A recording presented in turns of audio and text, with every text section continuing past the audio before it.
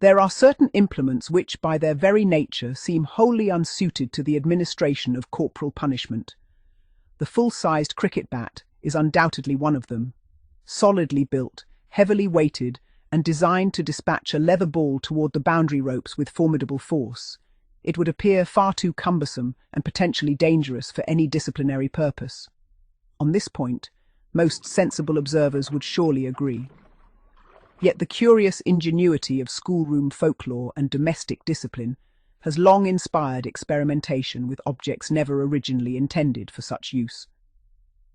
Among these, the miniature cricket bat occupies an intriguing and rather unexpected position. Commonly sold at county grounds and sporting shops as novelty souvenirs, typically between 12 and 18 inches in length and emblazoned with the printed signatures of famous players, these diminutive bats were designed merely as keepsakes for the cricket enthusiast.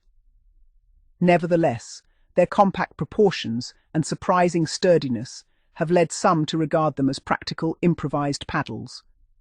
I recall, many years ago, examining one of these miniature bats with precisely this thought in mind. Unfortunately, the item itself has long since disappeared from my possession, and so I cannot now verify its exact measurements. Recently, however, I encountered an advertisement for a similar example in which the boxed weight was listed as approximately 180 grams, roughly 6 ounces in old money. Such dimensions suggest an implement neither excessively heavy nor unwieldy, but rather one possessing the balance and firmness traditionally associated with light disciplinary paddles.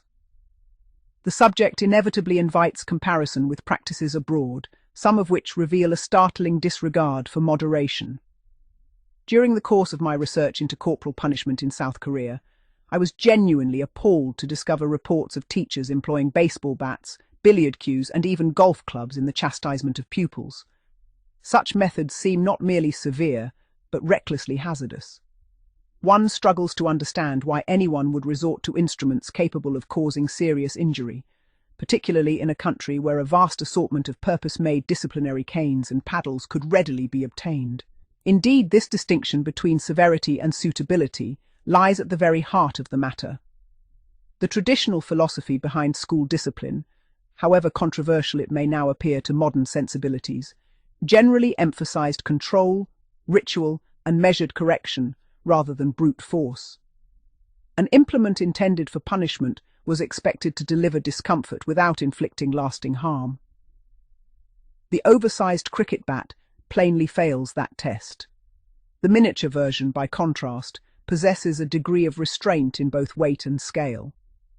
For those familiar with the old-fashioned across-the-knee style of punishment, the smaller bat was often considered remarkably effective.